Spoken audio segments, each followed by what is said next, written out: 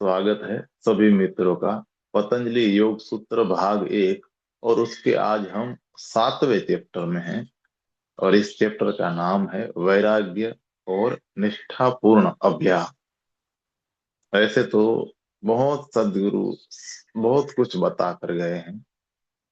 अगर हम में कुछ कमी होती है तो निष्ठा की, निष्ठापूर्ण अभ्यास की और उससे जन्मने वाले वैराग्य की। तो आज हम सब बहुत खुशकिस्मत हैं कि हमें यही चीजें भगवान के द्वारा सीखने मिल रही है। तो चलिए शुरू करते हैं प्रवचन नंबर 7, वैराग्य और निष्ठापूर्ण अभ्यास। तो तीन सूत्र हैं इस चैप्टर के। में पहला सूत्र है अभ्यास वैराग्याभ्याम तन्निरोध। उसका अनुवाद है सतत आंतरिक अभ्यास और वैराग्य से इन वृत्तियों की समाप्ति की जा सकती है। दूसरा सूत्र है तत्र स्थितौ यत्नोऽभ्यासः। अनुवाद है इन दो में अभ्यास स्वयं में दृढ़ता से प्रतिष्ठित होने का प्रयास है। तीसरा है स तु दीर्घ काले नर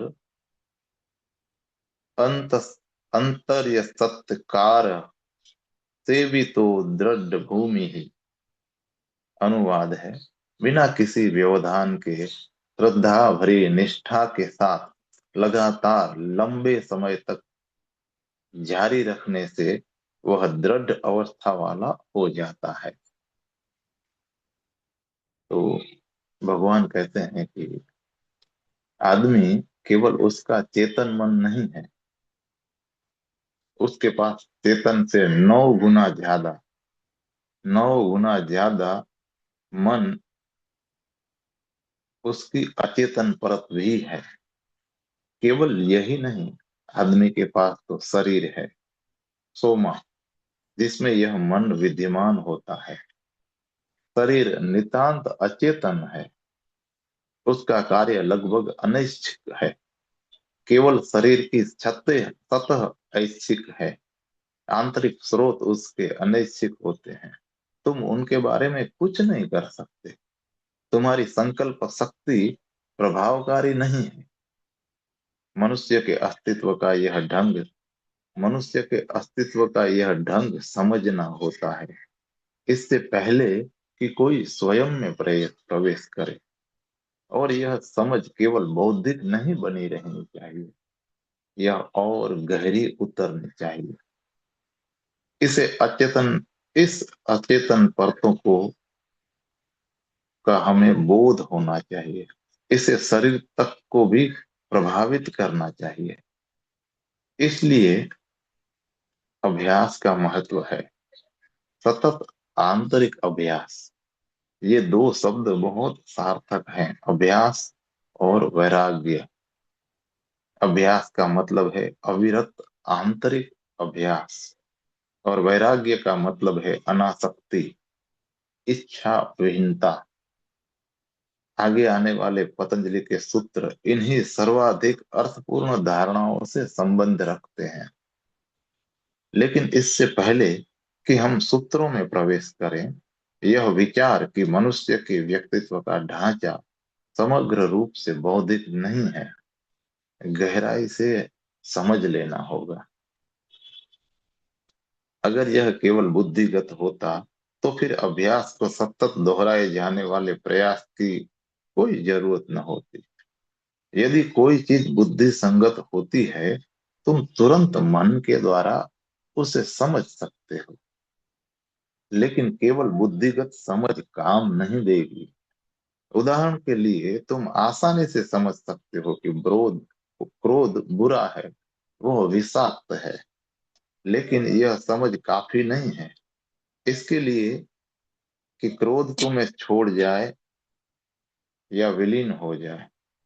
तुम्हारी समझ के बावजूद भी क्रोध तो जारी रहेगा, क्योंकि क्रोध तुम्हारे अचेतन की बहुत सी सतहों में बना रहता है। और केवल तुम्हारे मन में ही नहीं बल्कि तुम्हारे शरीर में भी। शरीर मात्र शाब्दिक प्रयास द्वारा नहीं समझ सकता है, केवल तुम्हारा सिर समझ सकता है, लेकिन शरीर अप्रभावित बना रहता है।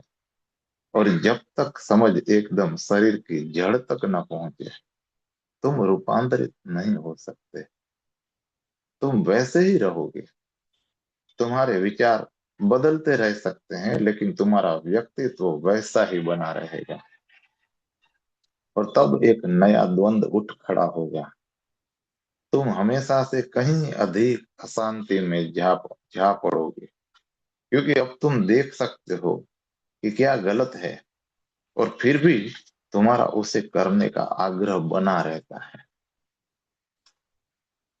तुम उससे किए जाते हो और एक आत्म अपराध और निंदा निर्मित होती रहती है।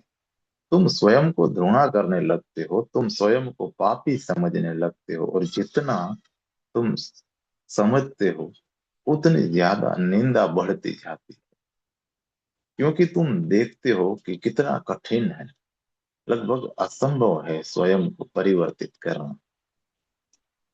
योग बौद्धिक समझ में विश्वास नहीं करता। योग बौद्धिक समझ में विश्वास नहीं करता। यह शारीरिक समझ में विश्वास रखता है। यह समग्र समझ में, जिसमें तुम्हारी अखंडता अंतर्निहित होती है, उसमें विश्वास रखता है। केवल तुम्हारा सिर ही नहीं केवल तुम्हारा सिर ही नहीं बदलता, बल्कि तुम्हारी अंतःसत्ता के गहन स्रोत भी बदल देता है। और वे कैसे बदले जाते हैं? किसी विशेष अभ्यास का निरंतर दोहराव अनैच्छिक हो जाता है।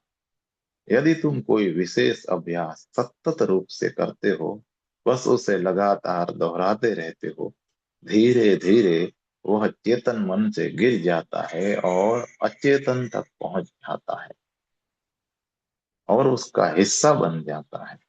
एक बार जब वह अचेतन का हिस्सा बन जाता है, तो वह गहन स्रोत से कार्य करना आरंभ कर देता है। कोई चीज अचेतन बन सकती है अगर तुम लगातार उसे दोहराते जाओ। उदाहरण के तौर पर, तुम्हारा नाम बचपन में निरंतर दोहराया जा रहा है, वह अचेतन का हिस्सा बन गया है। तुम 100 व्यक्तियों के साथ एक कमरे में सोए हुए हो, लेकिन यदि कोई आता है और पुकारता है, राम कहाँ है, वे 90% व्यक्ति, जिनका इस नाम से कोई संबंध नहीं है, सोते रहेंगे। वे अशांत नहीं होंगे। लेकिन वह एक व्यक्ति जिसका नाम राम है, अचानक पूछेगा कि कौन बुला रहा है मुझे, क्यों तुम मेरी नींद खराब कर रहे हो। नींद में भी वह जानता है कि उसका नाम राम है। यह नाम इतने गहरे तक पहुंच गया है। यह कैसे पहुंचा? केवल निरंतर दोहराव के द्वारा। ऐसा क्या है? क्योंकि हर कोई उसका नाम दोहरा रहा है, हर कोई उसे इसी नाम से बुला रहा है। वह स्वयं इसका प्रयोग करता है अपना परिचय देने में, और यह नाम लगातार प्रयोग में रहता है। अब यह चेतन नहीं है, यह अचेतन तक पहुंच चुका है। तुम्हारी भाषा, तुम्हारी मातृभाषा अचेतन का हिस्सा बन जाती है। और जो कुछ भी तुम सीखते हो, बाद में वह कभी इतना अचेतनीय नहीं होगा जितना कि यह है। वह तो चेतन बना रहेगा। इसलिए तुम्हारी चेतन भाषा को निरंतर प्रभावित करती रहेगी। यदि कोई जर्मन अंग्रेजी बोलता है तो वो अलग होती है, और यदि कोई फ्रांसीसी आदमी अंग्रेजी बोलता है तो वो अलग होती है। अगर कोई भारतीय अंग्रेजी बोलता है तो वह अलग होती है। भेद अंग्रेजी में नहीं होता, भेद उनके अंतरतम ढांचों में होता है। फ्रांसिस आदमी की एक अलग भाषा की प्रक्रिया होती है, एक अचेतन प्रक्रिया जो प्रभावित करती है उस ढंग को जिससे वह दूसरी भाषाएं बोलता है। अतः जो कुछ तुम बाद में सीखते हो, वह तुम्हारी मातृभाषा के द्वारा ही प्रभावित होता है। और यदि तुम बेहोश हो जाते हो तब केवल तुम्हारी मातृभाषा याद रह जाएगी। मुझे अपने एक मित्र की याद है जो महाराष्ट्र का था। वह जर्मनी में 20 साल तक था, या इससे भी ज्यादा। 20 साल से वह जर्मन भाषा का प्रयोग भी कर रहा था। वह बिल्कुल भूल चुका था अपनी मातृभाषा मराठी। वह उसे पढ़ नहीं सकता था, वह उसे बोल नहीं सकता था। चेतन रूप से वह भाषा बिल्कुल भुलाई जा चुकी थी, क्योंकि उसका प्रयोग न हुआ था। फिर वह बीमार हो गया। बीमारी के दौरान वह कई बार बेहोश हो जाता। जब कभी बेहोश होता तो एक बिल्कुल ही अलग तरह का व्यक्तित्व प्रकट हो जाता। वह अलग ढंग से व्यवहार करने लगता। जब वह बेहोश होता था तो मराठी के शब्द बोलने लगता, जर्मनी के नहीं। जब वह बेहोश होता था तो मराठी भाषा के शब्द होते हैं उन्हें बोलने लगता। और बेहोशी के बाद जब वह पहले होश की हालत में वापस आता तो 1 मिनट के लिए तो वह जर्मन भाषा समझ भी न पाता। बचपन के दौरान लगातार दोहराव गहरे उतरता जाता है, क्योंकि बच्चे के पास वस्तुतः चेतन नहीं है। उसके पास अपना अचेतन ज्यादा है। बस ऊपरी हिस्से के पास ही हर चीज अचेतन में प्रवेश करती है। जैसे जैसे वह ज्यादा सीखेगा, जैसे वह शिक्षित होगा, चेतन एक ज्यादा मोटी परत बन जाएगा। तब कम और बहुत कम चीजें उसमें प्रवेश करेंगी। मनस्विद कहते हैं कि तुम्हारे सीखने का लगभग 50% समाप्त हो जाता है जब तक कि तुम 7 वर्ष के हो चुकते हो। तुम्हारे जीवन के 7वें वर्ष तक तुम लगभग वे आधी चीजें सीख चुके होते हो जो तुम्हें कभी जाननी होती है। तुम्हारी आधी शिक्षा समाप्त हो जाती है, और यही आधा भाग आधार बनने वाला है। अब हर दूसरी चीज इस पर आरोपित मात्र होगी। गहरे में वही ढांचा बना रहेगा जो बचपन का है। इसलिए आधुनिक मनोविज्ञान, आधुनिक मनोविश्लेषण, मनोचिकित्सा, ये सभी बचपन तक उतरने उतरने की कोशिश करते हैं। यदि तुम मानसिक रूप से बीमार हो तो मूल कारण को खोजना होता है कि कहीं तुम्हारे बचपन में, न कि वर्तमान में। वह ढांचा तुम्हारे बचपन में ही कहीं स्थापित मिलेगा। एक बार उस गहरे ढांचे का पता लग जाता है, फिर कुछ किया जा सकता है और तुम रूपांतरित हो सकते हो। लेकिन गहरे प्रवेश कैसे करें? योग के पास एक विधि है। वह विधि अभ्यास कहलाती है। अभ्यास का अर्थ है किसी चीज को अविरत दोहराए जाने की प्रक्रिया। लेकिन ऐसा क्यों है कि दोहराव दोहराव के द्वारा कोई चीज अचेतन बन जाती है? क्या कारण है? इनके कुछ कारण हैं। यदि तुम सीखना चाहते हो तो तुम्हें उसे दोहराना ही पड़ेगा। क्यों? यदि तुम कोई कविता बस एक बार पढ़ते हो, तुम शायद इधर उधर से कुछ शब्द याद कर लो। लेकिन अगर इसे 2 बार 3 बार बहुत ज्यादा बार पढ़ लेते हो, तब तुम याद कर सकते हो पंक्तियों को, पैराग्राफ को। यदि तुम इसे 100 बार दोहराते हो, तब तुम इसे संपूर्ण ढांचे की भांति याद कर सकते हो। और अगर तुम और भी ज्यादा दोहराते हो तो यह बनी रह सकती है। यह वर्षों तक तुम्हारी स्मृति में बनी रह सकती है। तुम इसे भूल न सकोगे। अब यहाँ क्या घट रहा है? जब तुम एक निश्चित चीज को दोहराते जाते हो, जितना ज्यादा तुम दोहराते हो उतनी ज्यादा यह मस्तिष्क की कोशिकाओं पर अंकित हो जाती है। सतत दोहराव एक सतत चोट है। तब वह मन पर अंकित हो जाता है। वह तुम्हारी मस्तिष्क की कोशिकाओं का एक हिस्सा हो जाता है। और जितना ज्यादा तुम्हारी मस्तिष्क कोशिकाओं का हिस्सा बनता है, चेतना की आवश्यकता उतनी ही कम होती है। तुम्हारी चेतना आगे बढ़ सकती है अब उसकी जरूरत नहीं है। इसलिए जो कुछ तुम गहनता से सीखते हो, तुम्हें उसके प्रति सचेतन होने की जरूरत नहीं होती है। शुरू में जब तुम ड्राइविंग सीखते हो तो कार चलाना एक सतत प्रयास होता है। इसलिए यह इतना कठिन होता है, क्योंकि तुम्हें लगातार सचेत रहना होता है।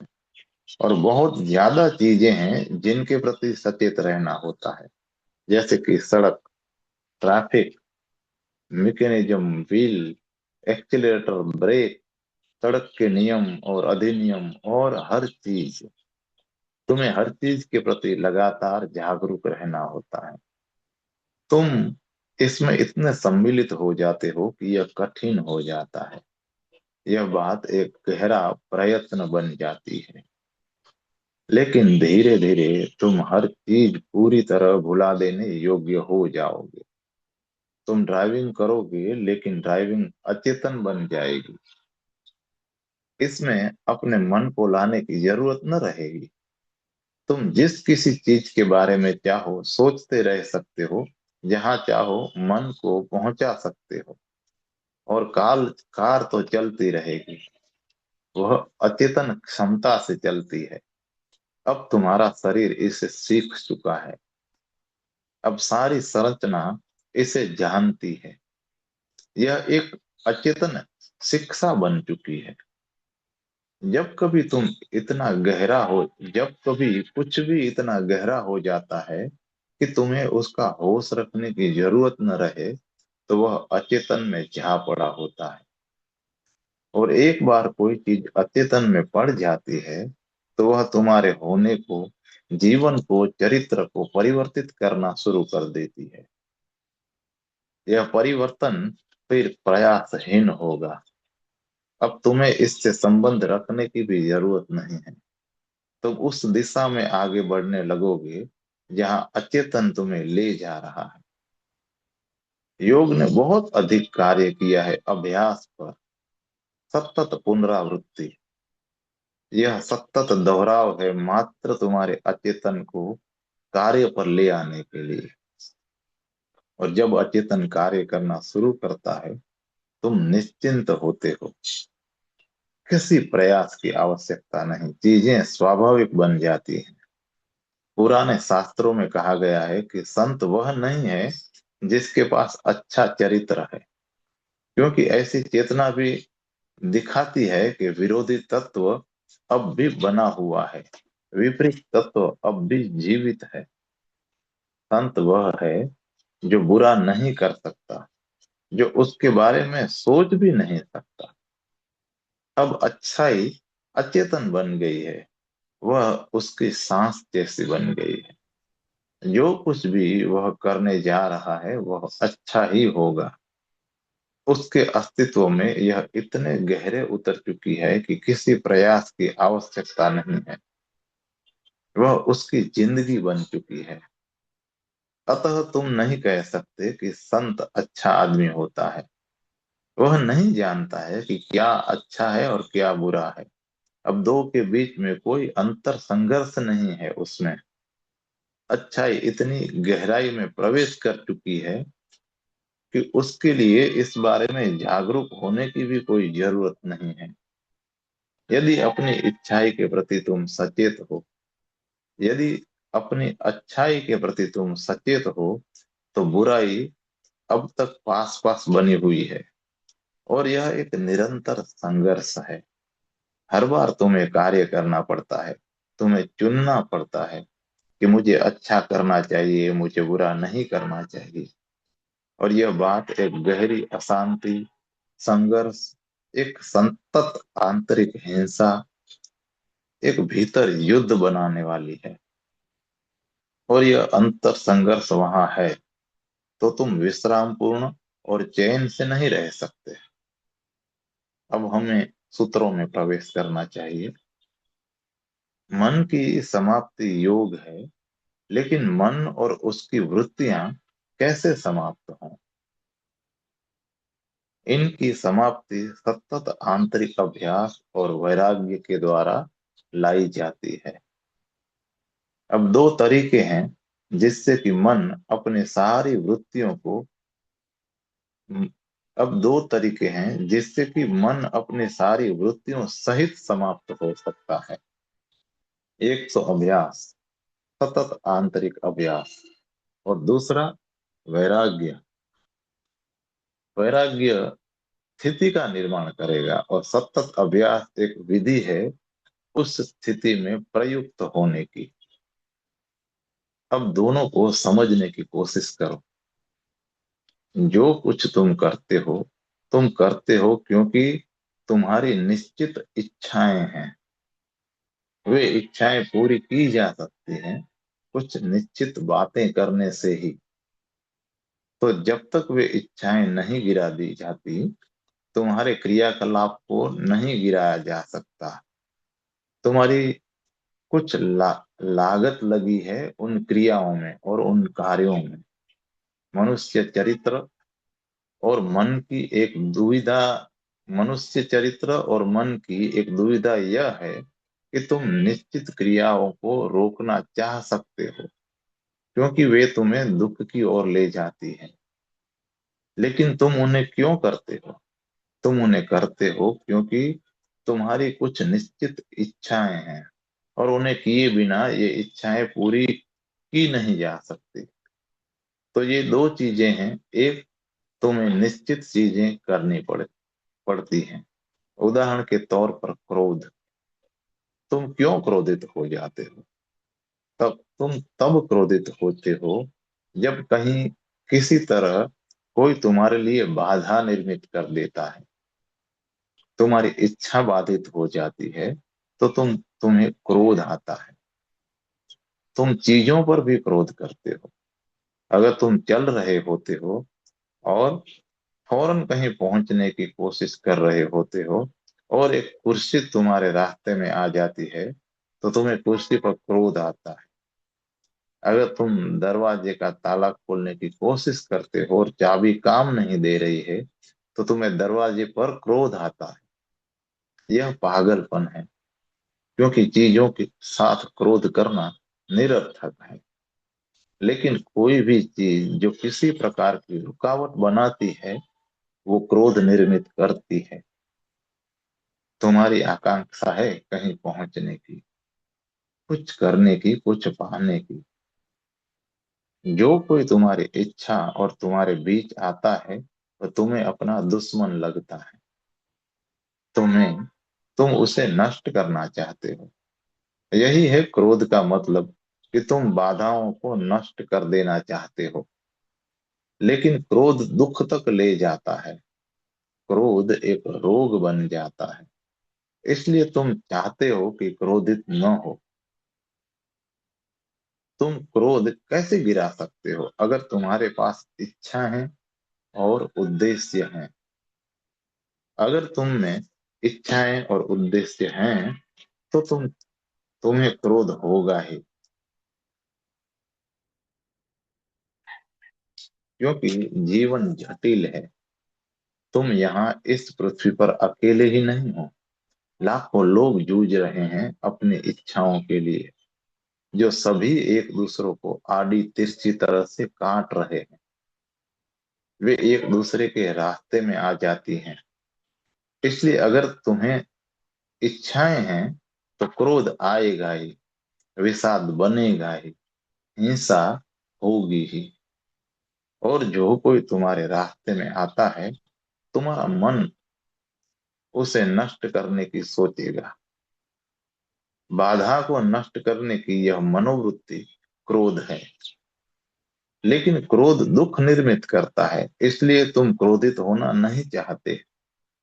लेकिन केवल क्रोध न करने की चाहना कोई ज्यादा सहायक नहीं होगी, क्योंकि क्रोध एक ज्यादा बड़े ढांचे का हिस्सा है। उस मन का जो इच्छा करता है। मन जो कहीं पहुंचना चाहता है। तुम क्रोध को गिरा नहीं सकते। तो पहली बात है कि इच्छा न करना। तब क्रोध की आधी संभावनाएं गिर जाती है, बुनियाद ही गिर जाती है। लेकिन फिर भी यह जरूरी नहीं है कि क्रोध मिटेगा ही, क्योंकि तुम लाखों वर्षों से क्रोध करते चले आ रहे हो। यह गहराई में उतर गई एक गहरी आदत बन चुका है। तुम इच्छाओं को गिरा सकते हो, लेकिन क्रोध फिर भी बना रहेगा। यह उतना प्रबल नहीं होगा, लेकिन यह अड़ा रहेगा, क्योंकि अब यह एक आदत हो गया है। यह एक अचेतन आदत बन चुका है। बहुत बहुत जन्मों से तुम इसे ढो रहे हो। यह तुम्हारी आनुवंशिकता बन चुका है। यह तुम्हारी कोशिकाओं में है। शरीर ने उसे धारण कर लिया है। यह अब रासायनिक और दैहिक है।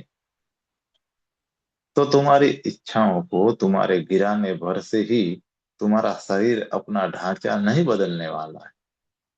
ढांचा बहुत पुराना है। तुम्हें इस ढांचे को भी बदलना पड़ेगा।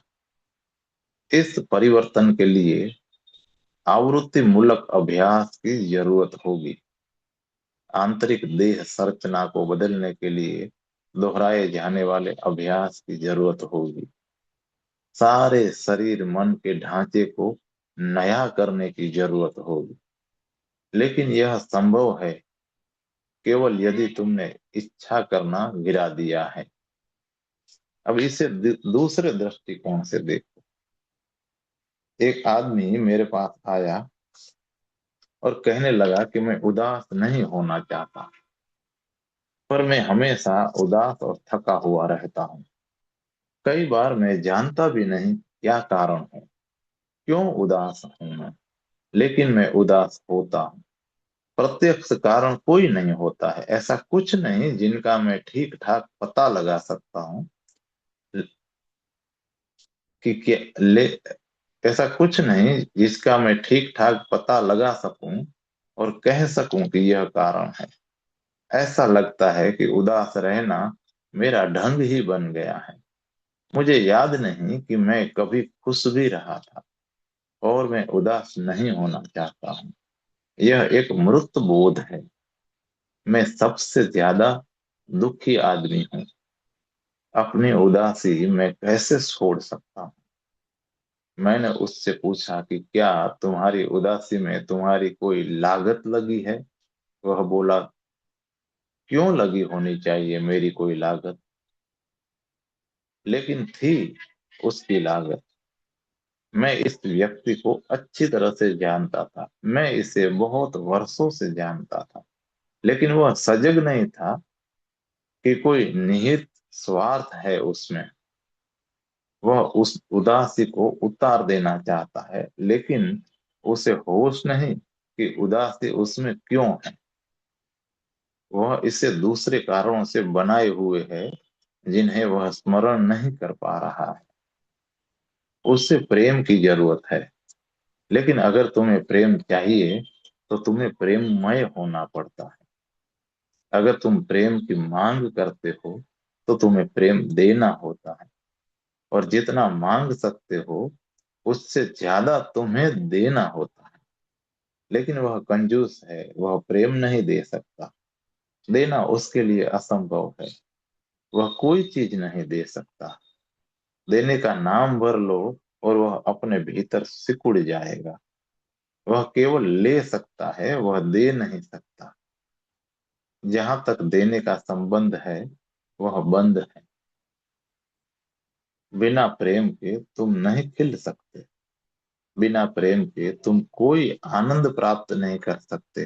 तुम प्रसन्न नहीं हो सकते। लेकिन वह प्रेम नहीं कर सकता, क्योंकि प्रेम तो ऐसा लगता है जैसे तुम कुछ दे रहे हो। यह देना है। वह सब जो तुम्हारे पास है, तुम्हारा अस्तित्व भी, उसे पूरे हृदय से अर्पित करना। वह प्रेम दे नहीं सकता, वह प्रेम ले नहीं सकता, तो करोगे क्या? लेकिन वह इसके लिए लालायत है, जैसा कि सभी लालायित हैं प्रेम के लिए। भोजन की तरह यह एक बुनियादी जरूरत है। बिना भोजन तुम्हारा शरीर मर जाएगा और बिना प्रेम के तुम्हारी आत्मा सिकुड़ जाएगी। यह अनिवार्य बात है। अतः उसने एक परिपूरक बना लिया है। उसकी जगह वह परिपूरक है सहानुभूति। वह प्रेम नहीं पा सकता क्योंकि वह प्रेम दे नहीं सकता, लेकिन वह सहानुभूति पा सकता है।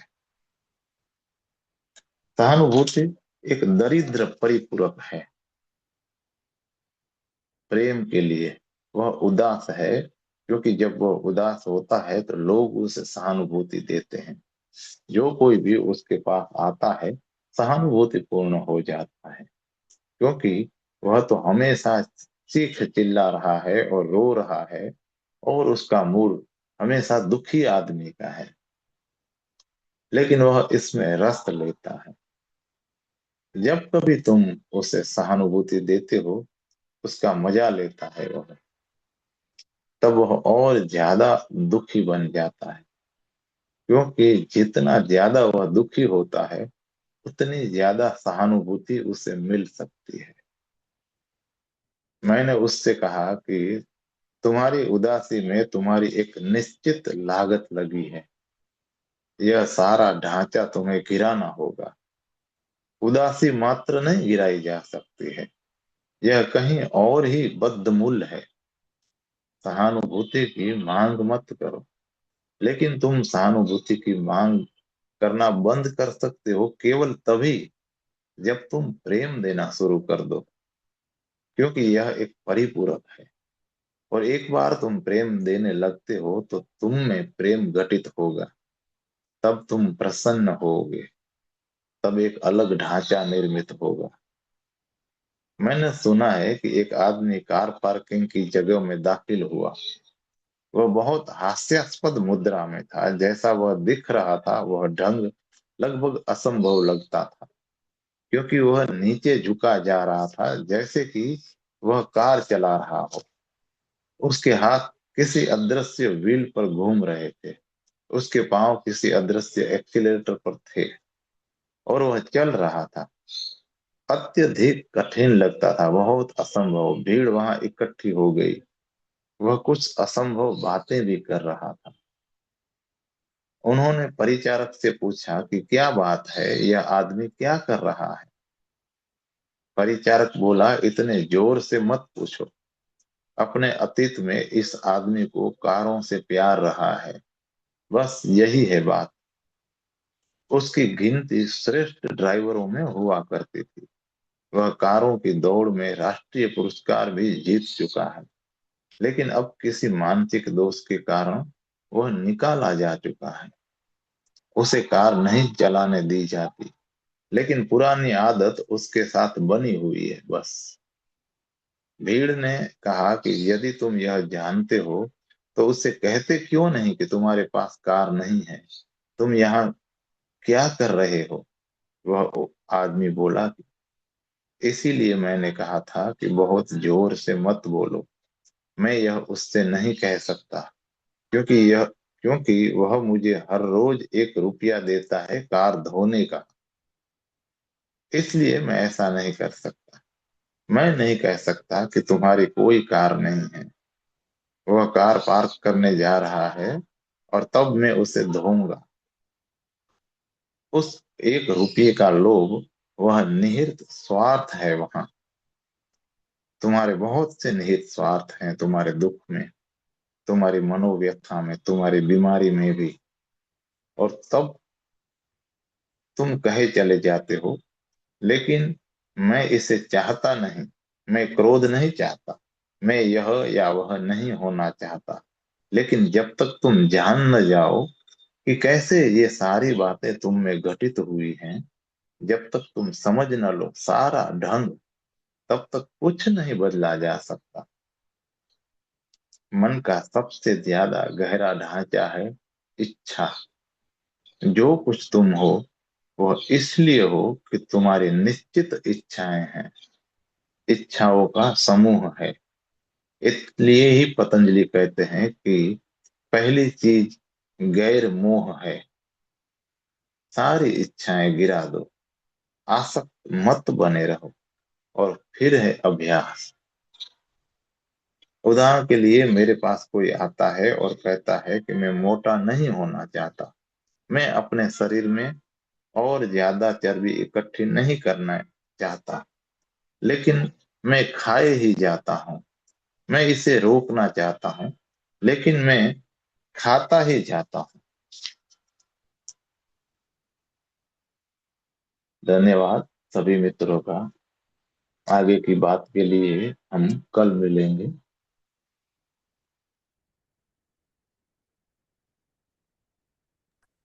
धन्यवाद भगवान।